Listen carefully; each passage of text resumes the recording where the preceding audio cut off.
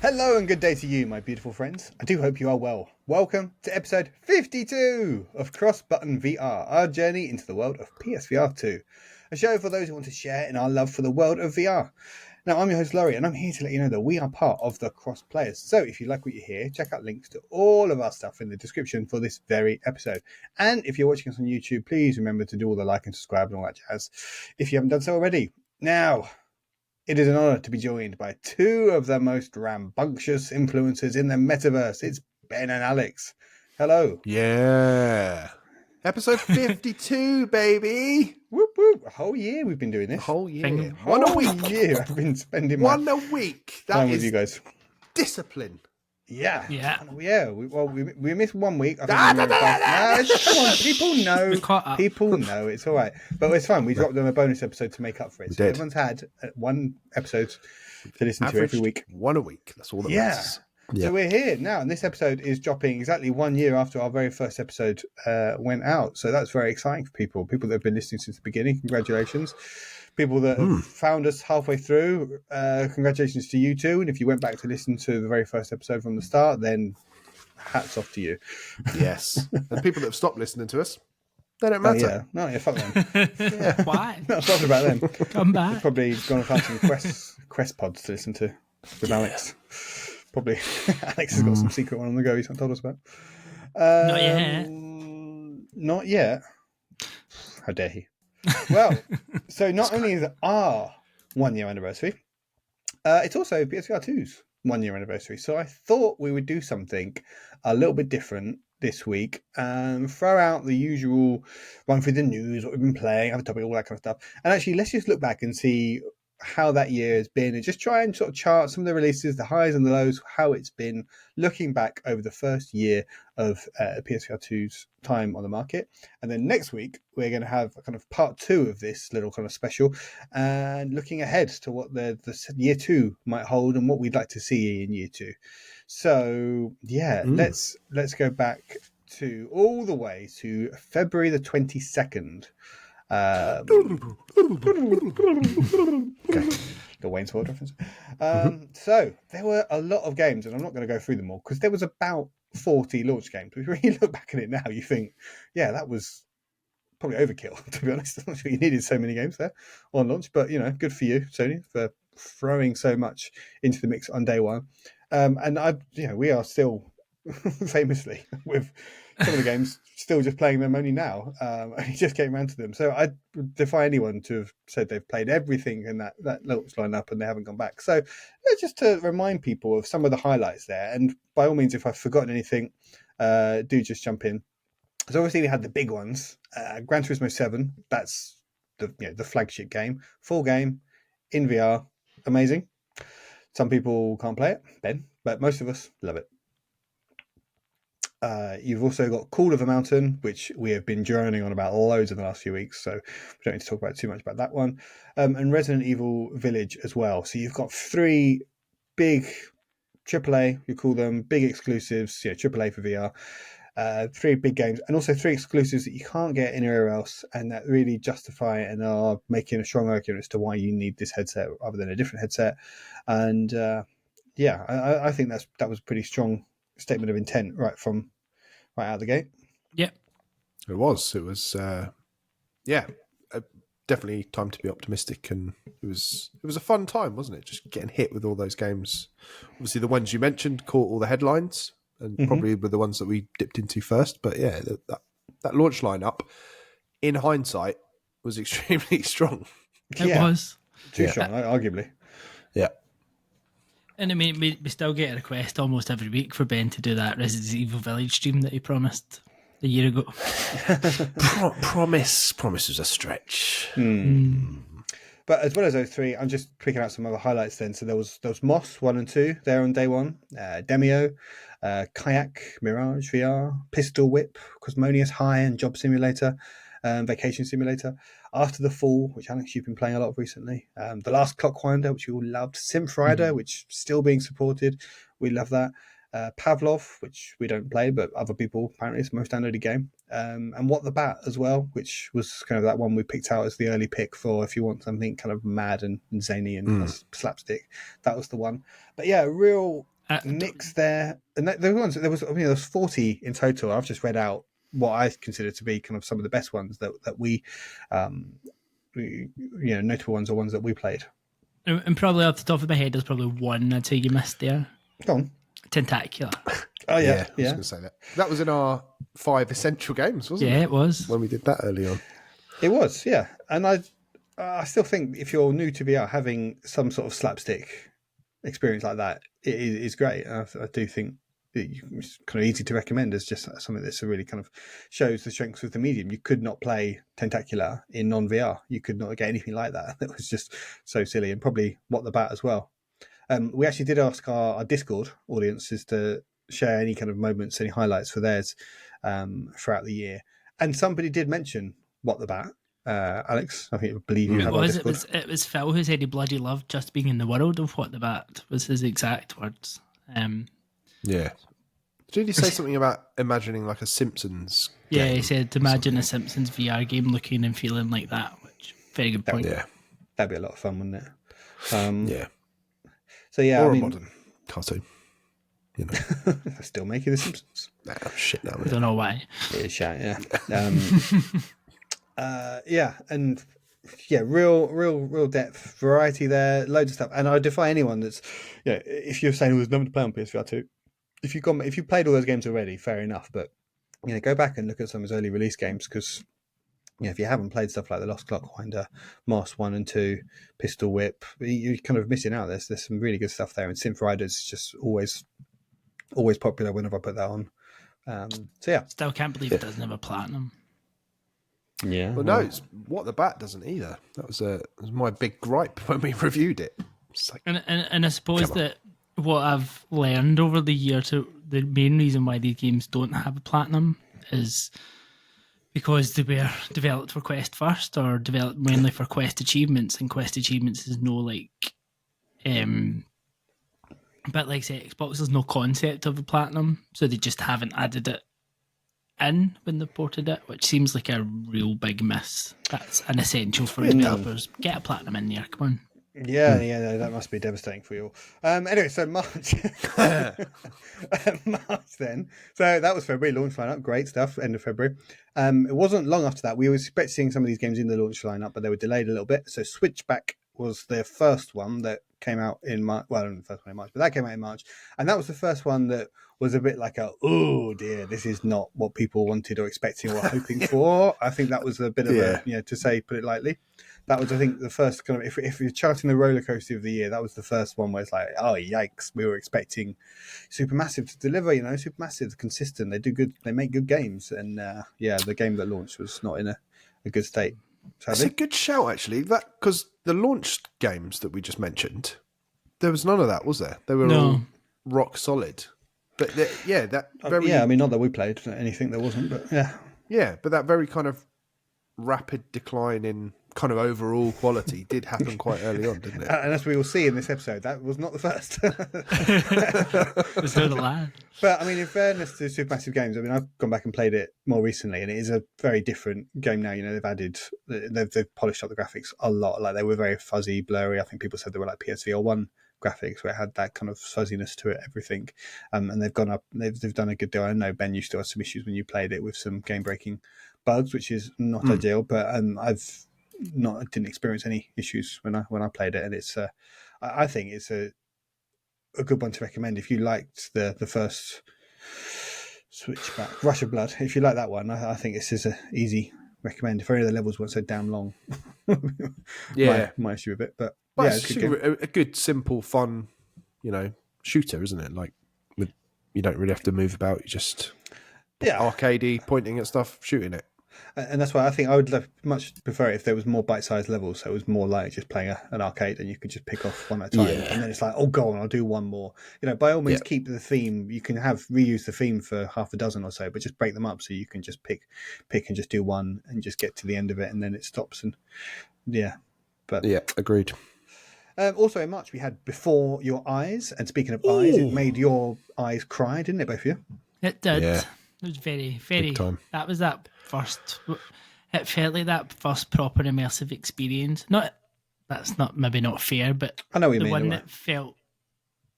It kind of felt like it showcased what VR could be. Yeah, in terms of storytelling. Yeah, exactly. And beyond the obvious use of VR as well. Yeah. I think that was the thing. It was like, just you were completely immersed and controlling it in a completely new way, and it told a really, unique story as well. Still a very special, one of my special moments from this first year, I would say. I think when we were making the pod back in March, we had Jorg on to talk about The Last Worker, and he was also talking about Sea Smash, which I think the demo had come out that month as well. And obviously we had a great conversation with him about his philosophy for just why VR as a medium is so good. And I think Before Your Eyes really summed up what he said about the fact that it captures your full attention. Yeah. And I think with a game like that, it really showed that your full focus is on this. And I think if you had a game like that and you were sort of looking at your phone every 5-10 minutes, you were distracted with other stuff in the room, the fact that it has your entire attention and the music and the story and the kind of emotion of it all, you don't get a chance to sort of take a break from that emotion because it's a very short experience. So you're so caught up in it. It's like almost going to the cinema and you're just kind of you're in a dark room, so all the other distractions have gone away and you just focus on it. And just the impact that story has then when the payoff comes is all the more powerful for it. So yeah. Have you ever, slight tangent, have you ever cried at the cinema, Laurie? Probably various Pixar films. It always make me cry. I cannot stop. Like Finding Nemo, God, that set me off. And even at the bits you're probably not supposed to cry at, but yeah, just any bit where there's any kind of heartfelt emotional Pixar, they manipulate you in such a way that always sets me off. Evil. Yeah. Evil bastards that they are. Yeah. Good to know. I mean, that bit at the end of Toy Story, is it 3, where they all think they're about to get in the film? Come on. I haven't seen Spoilers, it. Laurie. I mean, I think the statute of limitations has passed. Toy Story 3. If you haven't seen it yet, then That bit at the end of this film that people might not have seen. Yeah, well, I didn't give anything away. Also got Walking Dead: Sinners and Saints 2 that month, which was another big high profile. And I don't think any of us have played it, but is another big high profile game and well loved and well regarded entry in the series. So that was March. April, I don't have anything for in April. I may have overlooked stuff if I did. Apologies. But May, though, that was a big month for May. That's probably after we had the big February launch, few quieter months, and then May came out with some big hitters. I think there was a state of play there where they showed Humanity and revealed it was going to be a day of PS Plus and VR. So it was day one on PS Plus and it had a VR mode. So it was kind of like, oh, great, we get some VR stuff on PS Plus. We thought we'd be getting more, but we didn't. We have not. And just mentioning that, there's 2 huge games that you missed. We're talking about earlier in Res and Tetris Effect Connected. I mean, it just really does show how strong that launch lineup was. Yeah. I mean, I didn't. Yeah, they were just kind of PSVR1 ports. So I didn't give them too much. But yeah, you're right. They were both good games. We also had Beat Saber arrived. I think that was appeared in a state of play as well. Is that as long ago as that? Yeah, it came out in May. Also had Another Fisherman's Tale, which is a game that I love, and again for that kind of narrative storytelling point of view, and that's a bit more puzzling. Alex hated it, but then you're an idiot that can't control games, as I've since learned. I tried to play games in co-op with you, so it doesn't surprise me that you didn't like it as well. No, I appreciate it. It's very French, and obviously Alex just doesn't like French people, I guess. But Les Mills wasn't. Les Mis was actually a launch game. That was that was a February. But yeah, Another Fisherman's Tale. That's for me is one of my top highlights of the platform. I absolutely love that game. But also this month we had Red Matter 2, which I believe a lot of the Discordians were very pro on Red Matter 2. And the original, which arrived later in the year as well. But yeah, Red Matter 2, that was that coming from a graphical point of view in terms of kind of creating a place and dropping you in it and as a setting, totally blew me away.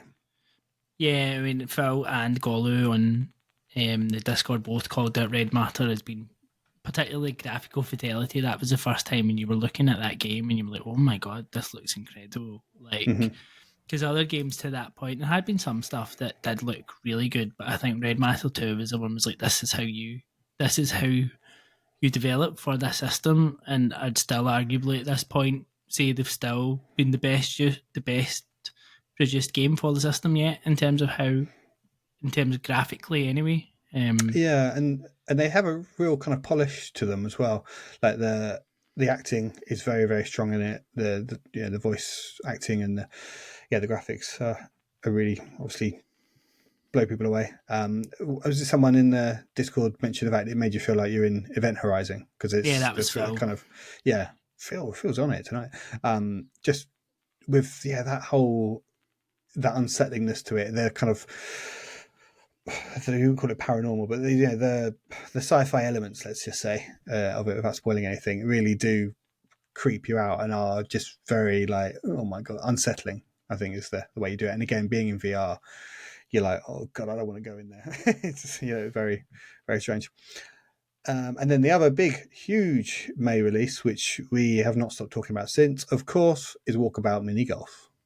The absolute highlight. I mean, the first time the three of us played Walkabout Mini Golf was like, that's what it's all about. I mean, remembering that was at the second or third hole and Ben just kept knocking it off the end and we were just standing there laughing as this ball kept going out the water. And it was all the minute like reactions, and as you were it just totally showed us how multiplayer in VR could be so much fun. Like to be able to see people's reactions like physically to a game and not just hear them. Like you could tell like what they'd done when they missed it with heads going back and with it was just that was the moment where like this game is special. And I remember that episode where Laurie mocked me and you, Ben, remember? Like because my most anticipated game was Walkabout Mini Golf because it was coming out I think the next week or something, and yours was a DLC. God, yeah. Really, and hey, we were right. Yeah. Who remembers what Laurie's was? Nobody even remembers that. Some boring shit. Synapse, I probably said. That's probably something French. Something French. Les Mis but that I think we played Demio.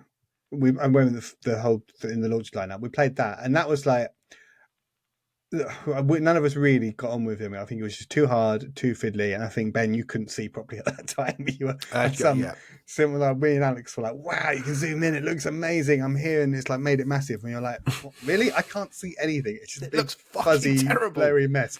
So we never really vibed with that, and also just the games of that were just so long, and I think we played one for like an hour or 2 hours, and we just didn't win. It's like, for fuck's sake, that was a lot of work for nothing. But so then we didn't. I think that was the only multiplayer game we had, unless I'm forgetting anything. But then Walkabout Mini Golf came along, and now that was the first real wow, this is what VR can do for multiplayer experiences. This is so much fun. This is so much better. Because before, I'm not really a multiplayer gamer at all, although Helldivers 2 is having something to say about that. Yeah, I was going to say, stop inviting me to bloody games in the middle of the night. Come on, Ben. just one quick go. Come on. Just one quick level. All right, I'll get rid of Jesus. No, we'll have to talk about Helldivers on another episode. But yeah, I generally don't play multiplayer games. I have played a bit. Like I think the last time I played Turtles: Shredder's Revenge with it might have been you, Alex, and I think Lewis as well. Me, but you as well. You know, yeah. Okay. All right, okay, and you. I just remember Lewis. What a guy Lewis is. And yeah, it was like fun, but you just can hear the voice, and it's very kind of echoey kind of voice you get over the headset. It all just feels very kind of disconnected. Whereas when you do it in Walkabout Mini Golf, it's like it was the three of us were just on a golf course in a virtual world and just having so much fun, and it rocked. In that moment, you realised that the mouth was actually moving as you were talking as well. You're like, oh fuck. It's just that when you get like a near miss, you're like, oh, and you were sort of like holding your club in the air and stuff, just like you would in real life. It's just exactly how you would in real life, and it's like, it just feels, so much like proper socializing, if that's not really weird. It does. And fair play to Mighty Coconut, because I think every 6 weeks since that point, they've got a course out there. And none of them have been shit. No, none of them are crap. They're all amazing.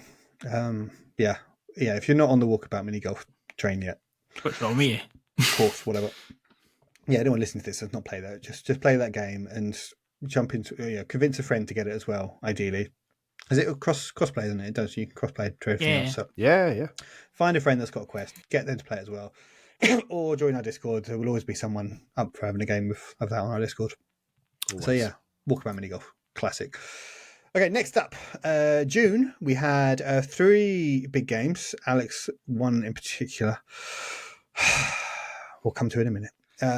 Hubris came out, and that was another kind of port from PCVR that was a real graphical tour de force that a lot of people were excited about. I really enjoyed Hubris. It was, it does kind of show a lot of kind of rough edge. There are a few parts of it that are kind of quite rough and janky, but still, in terms of kind of like the ambition about, again, you're playing a VR shooter that is on some very epic vista views, alien planet and stuff. There is something special about that one. I would recommend it. Sea Smash was released in June, and at the time, obviously it was a big game and it's well loved on the platform now, and it's obviously coming over to Quest now, which is brilliant. But at the time, I think at launch, it was felt that everyone was like, there's not a huge amount here yet, and I think it's taken all these extra modes now. And I think the game that launches on Quest, the people there are going to have a fantastic time with it. But it was still a notable release, and I think it still was quite very well regarded still, and it was appreciated by the community to have another exclusive of a remake of a Sega game.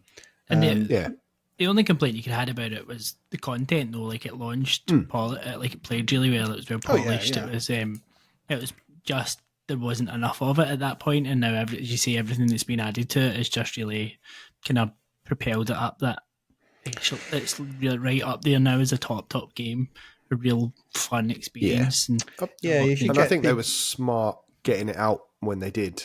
Even though there was a few bits missing, you could still tell that fundamentally this is a brilliant game, and the fact that now it's feature complete and moving over to a much bigger market is like, I think they've played a blinder. The way they've done that. Yeah, and you'd like to think that people like IGN or someone would re-review it now, because it is a very different game to the one that launched, and the fact that it's coming to Quest now is an excuse to get people to take another look at it and give it another chance to shine. Also, you would hope so, but again, a theme of this year has been big outlets not really covering any PSVR 2 certainly content. not covering it in a good light. Certainly, if they want to. I mean, there's been a few kind of high profile, almost, we've kind of taken the piss out of them, of just sort of journalists saying there's nothing to play, it's gathering dust, and we're like, what are you talking about? There's tons to play. But if you, I guess that is what their audience agree with and think, and it's kind of from a mainstream point of view, it probably might look like that, but more chicken and them. egg though, isn't it? More for them. Also, shout out to Sea Smash for just being the game that when you go to EGX, that's the game that got people queuing up to try PSVR2 for the first time. And shame on you, Sony, for just leaving them to carry the platform at those events and not being there yourself with Call of the Mountain. Call of the Mountain has that Jungle River Cruise 5-minute demo. They should be turning people through that, because that is like that's not the system seller, but that's the demo right there that shows what the stuff can do. The jaw dropping ping. Yep. Right then, let's get this over with. Also in June, there was a small indie game, Masternoid, that people may have heard us mention once or twice. Game of the year, game of the generation, game of the headset, game of the world. I do actually. I can take the piss out of myself enough. I love the fact that we were like, what? We've never heard of this game, Alex. You're making this game up. There's no way this game exists. Several weeks of me and you just going, whatever, Alex, whatever. Yeah. Then you played it. Then we played it. Like, oh yeah.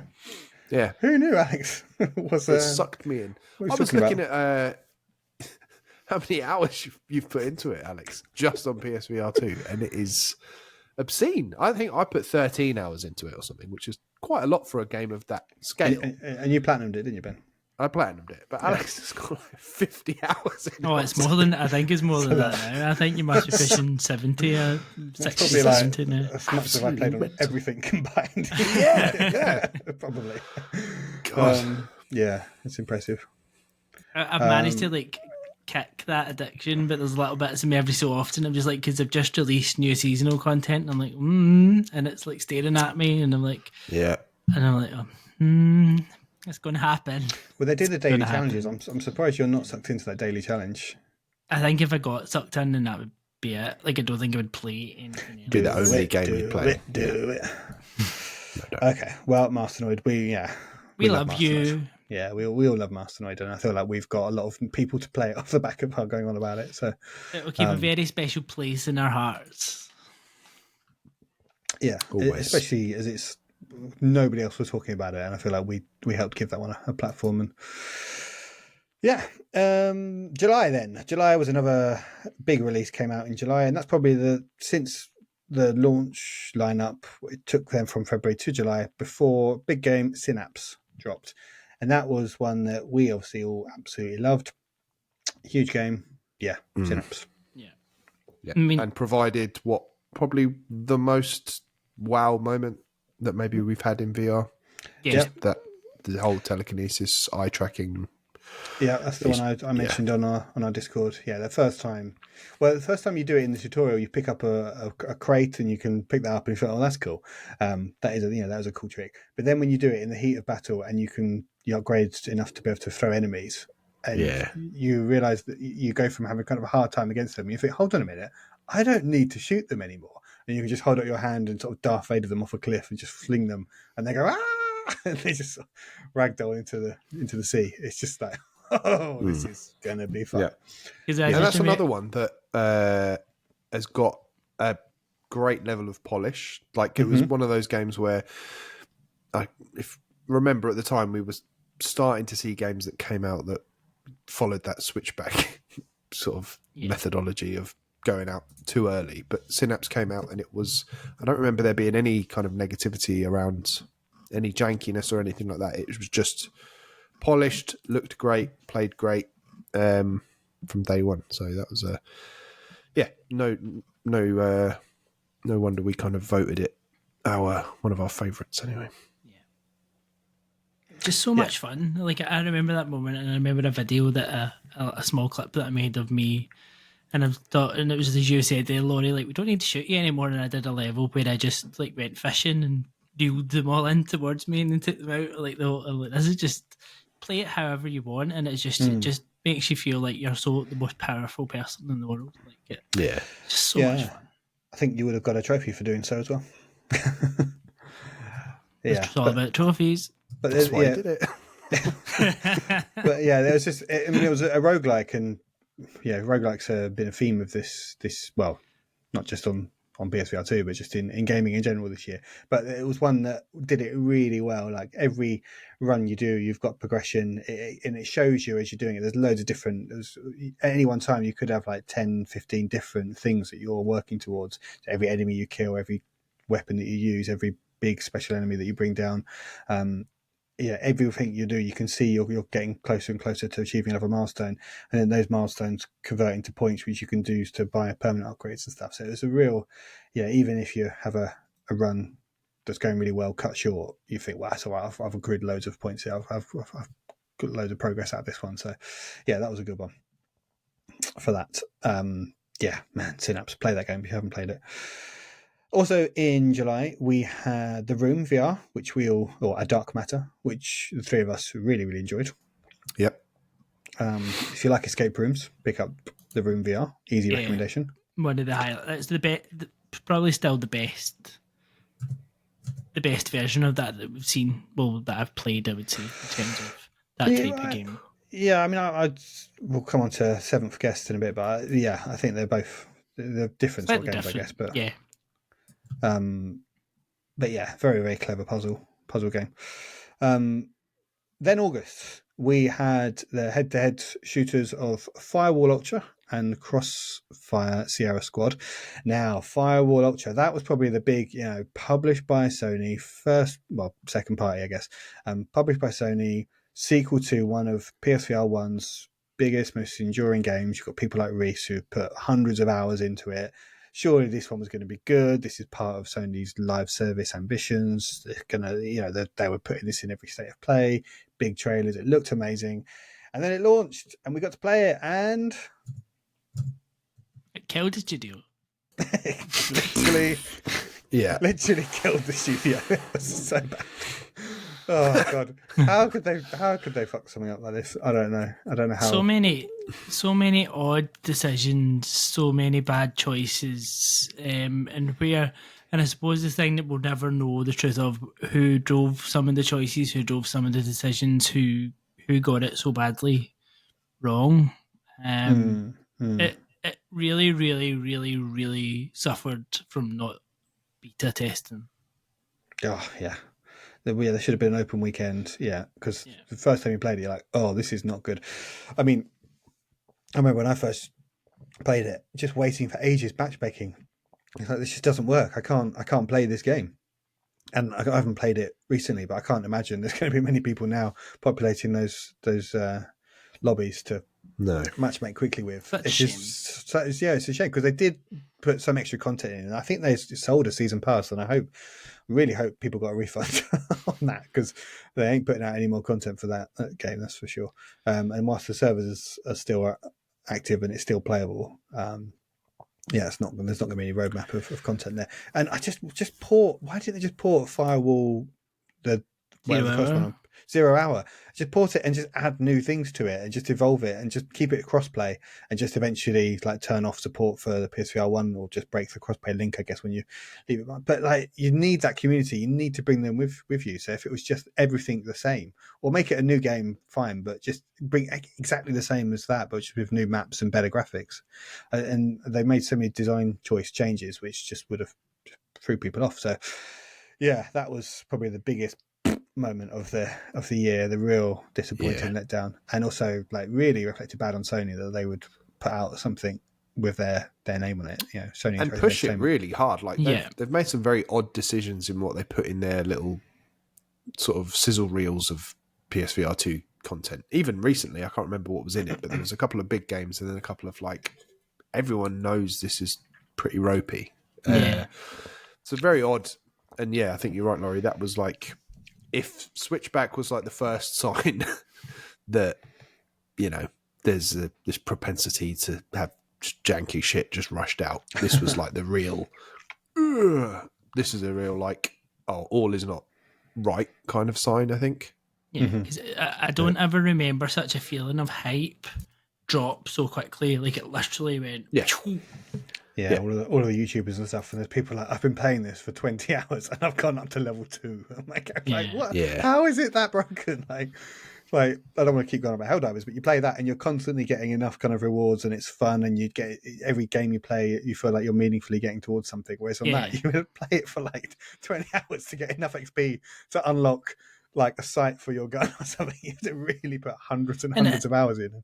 Like, it's it's a very fair comparison at the minute as well, though, because if you look at Helldivers, it still has had some matchmaking issues. It's had some server issues in terms of, but there's been enough of the good side of it there for people to forgive it of that. It's like, it's launch, you're going to have these issues with this type of game, but when you play it, this is fucking incredible. Like, we're loving that. It's such a good co-op experience. But so there's been, and if Firewall had the same thing to get that, give it a bit more goodwill in terms of then to put up with some of those server issues and matchmaking issues that you were getting, then it might have survived. But it's a very, very good comparison because it's ultimately the flat version, not the flat version of the game, but second party published co-op shooter. So heavily marketed by Sony themselves. So fair. Yeah, well, a real shame. Speaking of broken games, August also had VR Skater, which you two quite enjoyed, but also had some pretty significant game-breaking bugs in it. And I was going to say Green Hell VR as well. I think VR Skater was like my biggest disappointment in the way that I really enjoyed it, but there was just a couple of elements that just ruined it. Like the actual gameplay itself, I loved, and I would have carried on playing it had I not just, again, encountered just bugs and odd jankiness. It's just because there's a really good game there. And to be fair, I haven't gone back to it since, but I put several hours into it during that kind of launch period, and it was really promising. So it's a shame that it wasn't quite there. Yeah. And then Green Hell VR similar, when that launched, lots of people say, "Oh my god, this is not good. This is And, not a good and port." that was one of those ones to your reference, Ben, that Sony then kept pushing and like scissor reels, and you're like, you're not doing yourself any favours here. Like that was just so odd. Well, luckily August did have Crossfire Sierra Squad, which again it landed and didn't get the best reception because it wasn't what people were thinking. I think people were expecting it was going to be like COD VR, but it wasn't. It was much more arcadey, much more short levels, and we had fun with it, didn't we? But it wasn't the huge hit that people wanted and stuff. I think it's not really regarded as one of the top tier games. So yeah, August I think was the month that everyone's like, oh god, lots of broken games arriving and lots of kind of not what people want and stuff games. So that was August. And then September, there wasn't really much to mention in September. There was Down and Out, which I know you loved that one, didn't you? That was a particular highlight of yours. There's Paper Beast is probably the biggest release of September, which really PSVR1 port. Yeah, I really enjoyed it. I need to get back and finish it. I was so close to finishing that, I think. And so that was September, not a lot going on there. And then we'll get to October in a second. October was a big month. But before we get to October, I would just like to take this opportunity to say that if you are enjoying this episode, then why not give us a review? Please subscribe on the service you're using, and follow us on Twitter at CrossButtonVR and at the Crossplayers. And you can also join our Patreon at patreon.com/the Crossplayers. For £2 a month, you can help us produce the show and gain entry into our lovely little WhatsApp group. And then finally, I have to mention the good folk over at VR Rock, which is you can find them at vr-rock.com. And they sell prescription lenses for any of your VR headsets. And if you use the code CBVR, you get 10% off and free worldwide shipping. So there you go. And probably a good point to just thank everyone who has like either joined Discord or joined Patreon or just retweeted us, whatever it is, because played a game with us, games with us, anything. Yeah. Anything like that. Left a nice review. I mean, last week's episode, most viewed, most listened to episode we've ever had. So that's absolutely. Thank you, everybody. Yeah, I feel silly plugging it every week, but new people do join all the time, and we see new people commenting and stuff on our YouTube, so new people are finding us, and that's been one of the most fun things about for us, the three of us, as well as playing all these great games. We've been able to build and grow this small community of people, and people that have become patrons and are really kind of key parts of our wider Crossplayers group now, and it's been really good to bring them in and stuff. And so and there's plenty of room. If anyone else would like to get involved, you are more than welcome. Right, that brings us to October. And October was a big month. There were a lot of games released in October. The October Onslaught, I think we referred to it. The October Onslaught. Wasn't it? Is that what we called it? A bit of alliteration there from us. So we had the aforementioned Seventh Guest, which for me is the highlight of the month. I really, really love that game. Anything to say about that game? Brilliant. It's brilliant. Yeah, I gave it a big thumbs up. I just didn't sorry. Sorry, that doesn't really translate well to audio listeners. We had the Ghostbusters game, which is not the best game, another live service game, but Sony are sticking with it, and it's growing and it's expanding. I think I want to give it to after March and this big expansion they've got planned in March, and then I will make my kind of full judgment on it, because I feel like at that point, okay, now you've kind of fully launched and rolled out the game. Until that point, for me now, it's a fun game. It's kind of quite a kind of kids meta quest type game, one of those annoying games that you load up and you're in a lobby with lots of kids. But when we played it in a group privately, it's good fun. It's fine. If you like Ghostbusters, certainly this is a game for you. We had Fogland this month, which did not land very well, it's fair to say. Did not Fogland well. That was a funny one though, because we really liked it. Yeah, we certainly landed on one side of it. We played it and we enjoyed it, and then I really liked it. I was like, I like this. Yeah, I'm going to play more of it. And then, I thought I quite liked it, and I did quite like it. But then when there were the developers saying, "Oh, yeah, we hear you, we know it's shit. And I was like, oh, okay, is it? And we're gonna come back and we're gonna patch it. And it was one of the classic screens. So it's like you don't even need to read it, and you can just know exactly what it says just by the tweet. That's been another theme this year. Is us having completely different takes on games than everybody else, basically. Yeah, and this was another classic example of that. But haven't they? They've patched it this week, haven't they? Yes, there's been a big update this week, which has improved a lot of the AI issues and quite given it a whole new release of life. And people who have played it have really, really enjoyed it. So it's definitely one that if you've been on the fence or maybe you weren't quite sure of it and did pick it up, it's the time to maybe jump back in and give it another go because it certainly sounds to be the difference.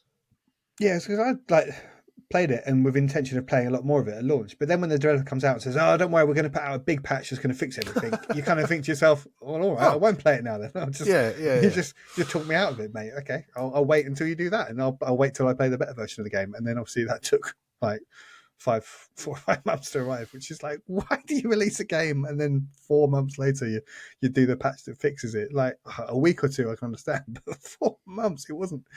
Oh man. Anyway. We also had Journey to Foundation that month, which is another game that Sony keep plugging. Kind of a bit janky and rough, but quite good. And if you like Foundation, I'd like it. I'm more pro it than anti it. But yeah, it's not. Are you wearing Foundation now? No. Oh, you meant the series. Sorry. No. Yeah, I understand now. Yeah, just checking because you do look particularly good today. Do I? Yeah, shiny. Okay. There was Propagation Paradise Hotel, which was very well regarded, very good, very scary game. I don't know why they didn't take this as a sort of proof of concept to Sony and be like, "You sure you don't want us to turn this into a Last of Us spin-off? Because look, you could just pretend it's all The Last of Us, and they'd be like, yeah, great, we could do that, and people would love it. Everyone would have won." But they didn't, and it is just a standalone Propagation Paradise Hotel. But still a good game. We had Ghost Signal, Stellaris, which you two absolutely loved. Sleeper hit that game. One. Absolutely. Yeah. Like that's the little cult classic it's almost become. Like people who love that absolutely love it. Absolutely. Yeah, really good. And then the final game that released this month was the full game or the VR patch or whatever it was for Project Wingman. And this was another one that people were very pissed off by. The game that came out was not their expectations because I think it was just 4 or 5 levels that you could play. It was VR. A small part of it, yeah. And it was like, so you're buying it, you have to play most of the game in flat, and it's just a few of the levels you can play in VR. So people were not happy about that one. November was a bit of a quiet month again. We had 2 big releases though. Alex, one that you were particularly fond of was Barbaria. Barbaria was brilliant, absolutely brilliant.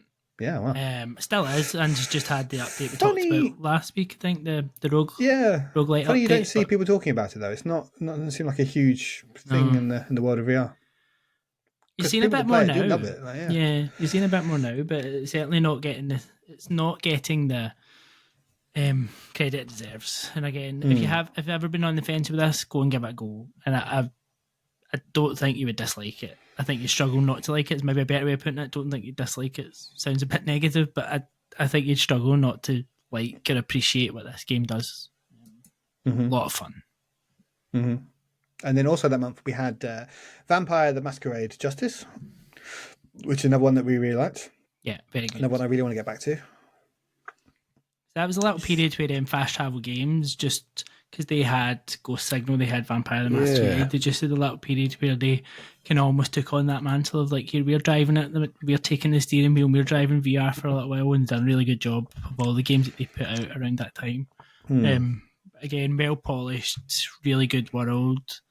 The combat was great, like that manoeuvring forward to bite and things like that. Just the different mechanics that they put into it, and the whole world, like the Venice setting, was excellent. So well put together.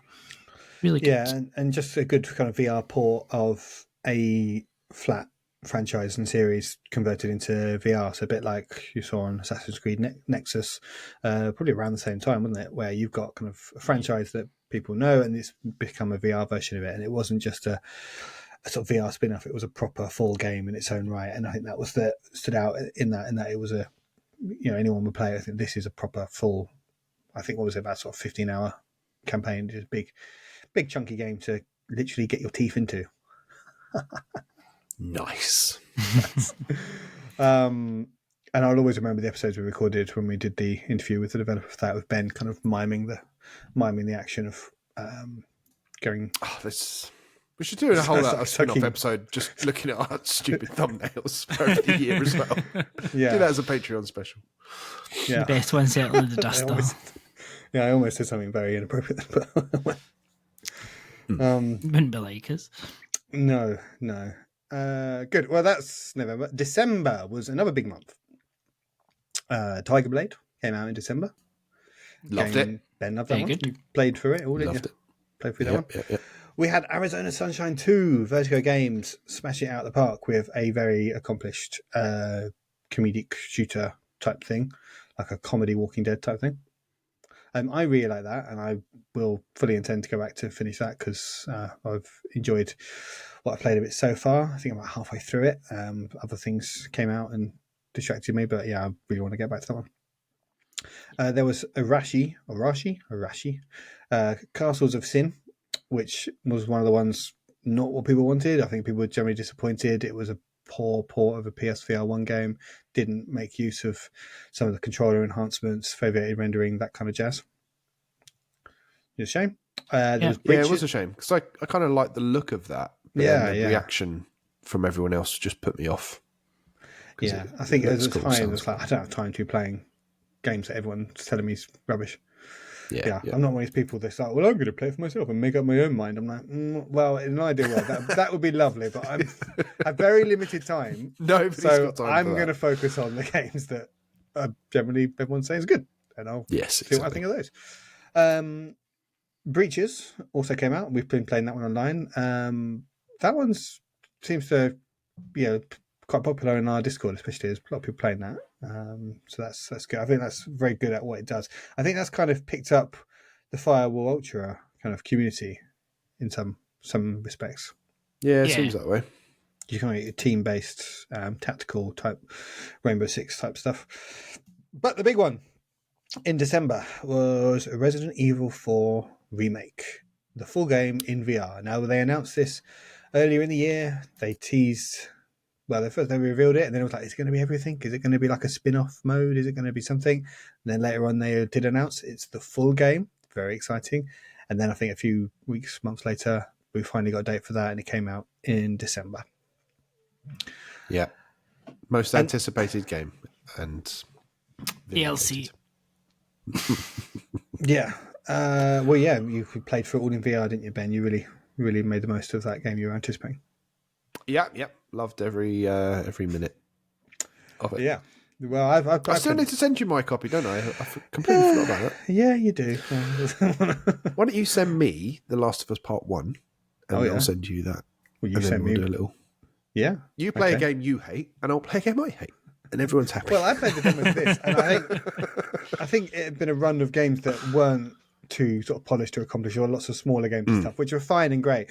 But then I played the demo of this, and I was like, I kind of forgotten. Slick. It's been a while since I played something as sort of AAA as this, with kind of Capcom behind it and lots of budget behind it. It was actually play the demo of that. I was like, yeah, that's what made me go back and play Call of the Mountain. It's like, yeah, I really do want to. I want more experiences like this. And until Ben pulls his finger out and sends me his copy of Resident Evil, I'm going to go back and play Horizon. I'm so glad I did, obviously, because I've been loving it the last few weeks. And Have you finished that now, by the way? No, I'm on the final level. Final level. So yeah, I would have finished it had it not been for Helldivers. If anyone listening is not aware, I'm actually really loving Helldivers at the moment. It didn't pick up in that at all. No. We've lost him. So yeah, this is actually the last episode of Cross Button VR. Thanks, everyone. We're coming back with Cross Button Helldivers next week. Just our weekly Helldivers 2 pod. But Resident Evil 4. I think that was like, people were waiting for that because that was I think it had been probably Synapse or Firewall Ultra, I guess, in August was the last big game that sort of non sort of VR platform content creators were actually would care about, and that was the first game in ages that people, your mainstream outlets were actually like, "Oh, PSVR2's got another game, has it? Oh, it's been a while since they had anything to play over there," and it's like, "Fuck off." But yeah, so it was a big high profile release that got people's attention. And very good it was too. I think everyone agreed as they did a fantastic job with that. So I am really looking forward to playing that. If you ever do, send it to me, Ben. Yes. Right, we're nearly finished. January, getting up now. January, this is probably the biggest profile. Like, obviously, Firewall Ultra was a complete disaster, but that was like, if you're not in the VR community, I think you probably might have been a bit kind of went unnoticed under the radar. But a game which did not do that was Bulletstorm VR, which, because it's the Bulletstorm franchise, obviously it's well known from just being a flat game originally, and they've not made a VR version of that game. They just took that game and put it into VR, and it's another classic one where I had a good time playing it. I liked it, and I think later it's kind of, I realised that that's just more for the kind of novelty of just playing that game for the first time and playing a game like it for the first time. But yeah, I was definitely out on my own on that one. I don't think I saw anyone else saying positive things about it. There were people saying very, very unflattering things on Bulletstorm. I think you probably agree, Ben, that this is the point where we started to question, is it us that have the odd opinions, or is it just Laurie? Because I think, I think we're very much easily pleased. Yeah. Yeah, it was a bit of a mess. Wasn't fun. There have been a lot of patches now. I haven't jumped back in to see what they've done, but I can't see how they saved that. You've got like a very small window to grab someone's attention, and if you fuck it up, it's like, no, I'm not going to go back to that game now. You've lost me. There's more new stuff coming out, or stuff that I know is good that I've missed out on from earlier on in the year. It's like, it's too late. Yeah, and that's probably the last one that has really sort of let the side down, if you like.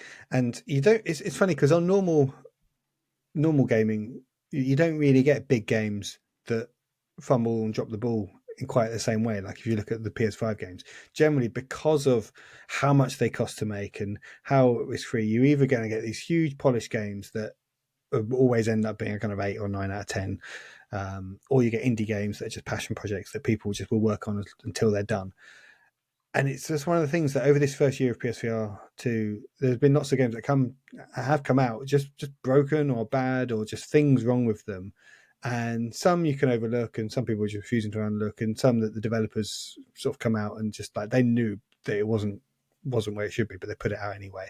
And it's interesting that maybe the platform in VR is just experimental enough that people are willing to put up with that, really, because it's strange if you're putting out games like that normal for, if Sony were putting out publishing games on PS5 that were that bad and broken, there would be some real kind of, they'd never hear the end of it. But I think they kind of get away with it in VR because it's that niche market still. Yep. Okay.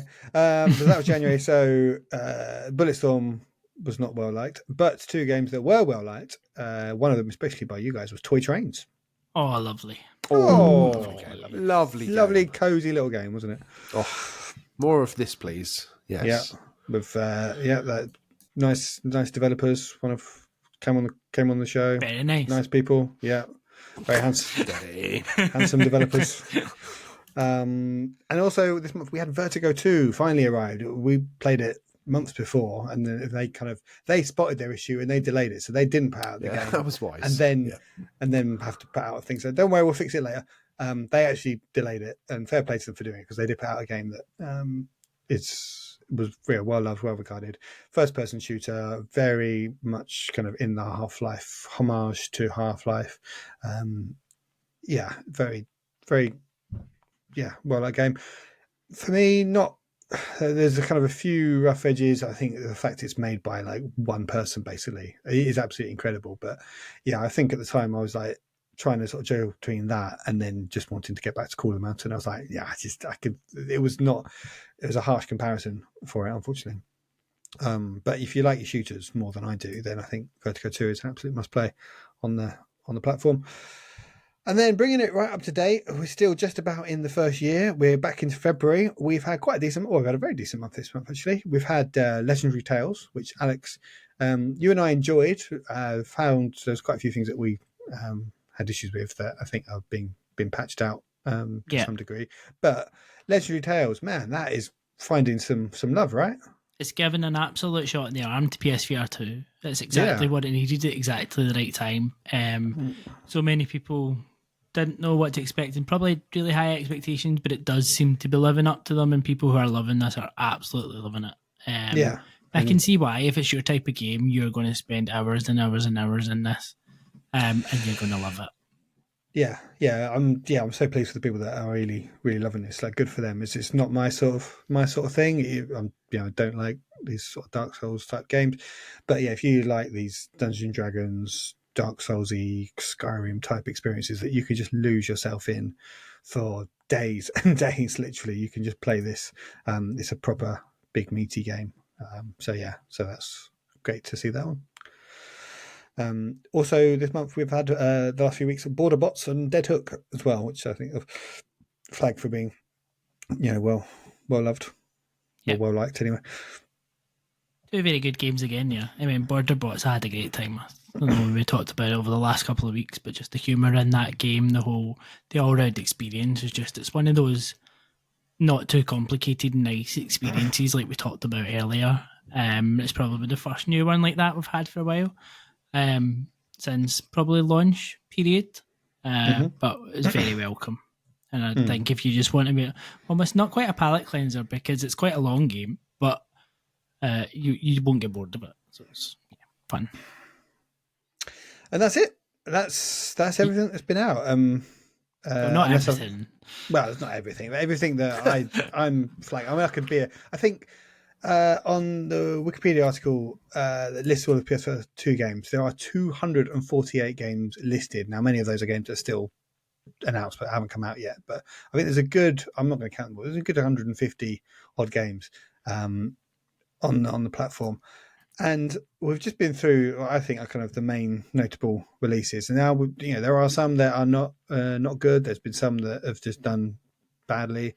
But I think, for the first year on a platform, if you compare it to PS5's first year on the platform, I think that as a lineup I think Sony did a fantastic job in the first year. I'm not just saying that because we're kind of some PSVR2 stands. I think if you look at if someone said to me now, is it worth buying this headset? I said, I think there is easily 15 to 20 games there I could recommend for people.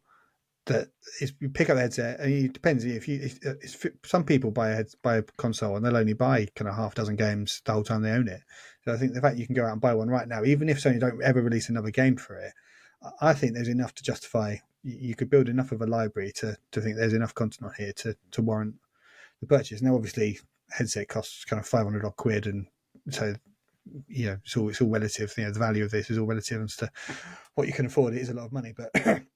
I think it justifies the purchase for me. I think there's a lot you can play on it.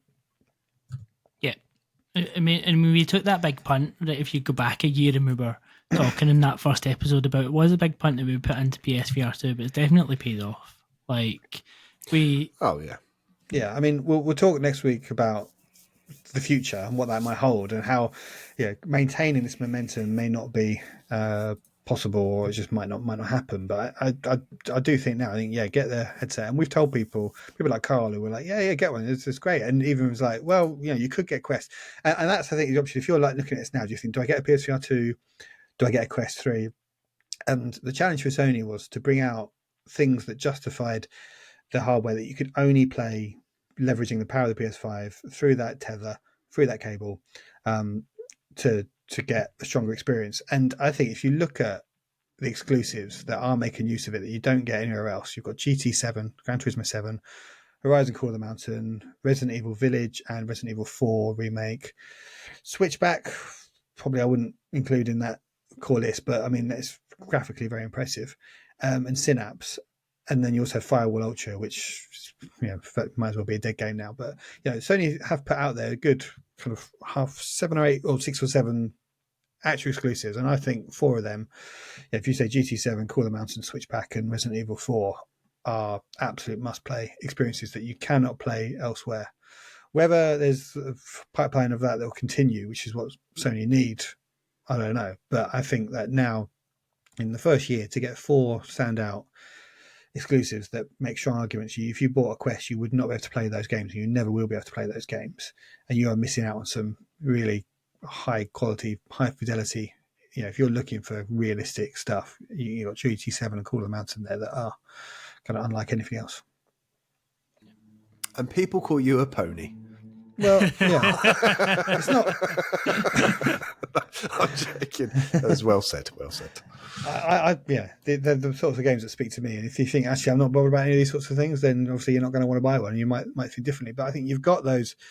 You've got those first party experiences. You've got stuff. The multi-platform stuff's all there, and it's at its best on PSVR2. Stuff like Moss, and you've got Synth Riders and Pistol Whip.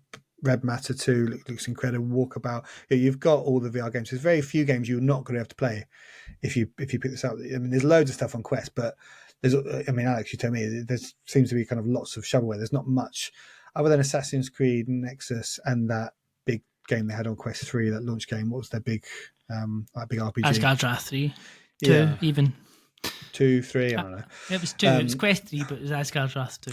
And they're probably the only 2 that you'd miss out on by buying this instead of a Quest. And I'm not sure, like Asgard's Wrath, I don't really know much about that one, but I'm guessing Assassin's Creed will come over at some point this year. I hope so. Who knows? Who knows? But yeah, I think there's a strong. They put out a strong lineup of software there in year 1. Yeah, completely agree. Lots to be positive about, definitely.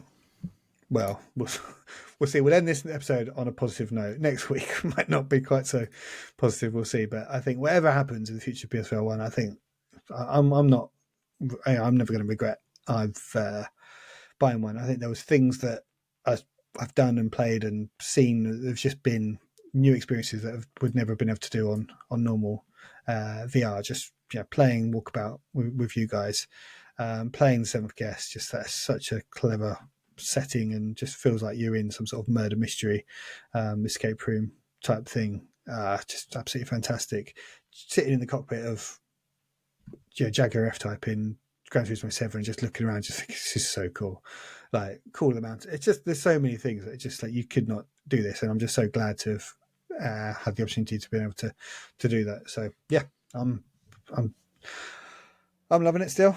Still loads that I need to go back and play. We were through those games there. There's still so many of those. I just reminded myself that I want to go back and play. So hopefully this has been useful for people who have either been there since the start and may have forgotten about some of these games and go back and play them, or anyone jumping in now for the first time and wondering what they've missed out on.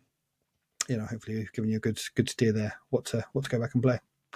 Any final thoughts, gents, on year 1 before we wrap up?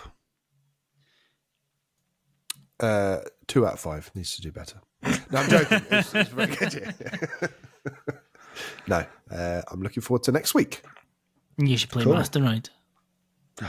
Final word there from Alex. Go on, then. You can have that. You've earned that.